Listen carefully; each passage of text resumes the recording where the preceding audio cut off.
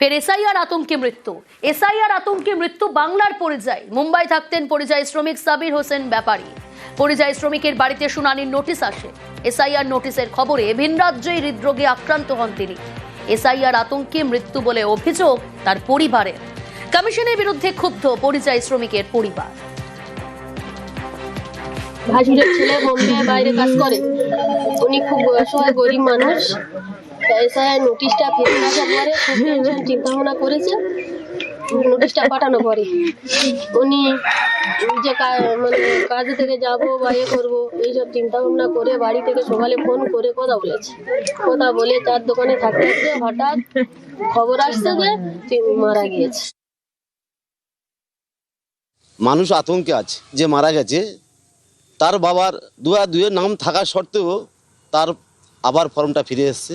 সেই আতঙ্কে অসুস্থ হয়ে পড়েছিল, হসপিটাল নিয়ে যেতে মারা গেছে। এই দায় নির্বাচন কমিশনকে নিতে হবে।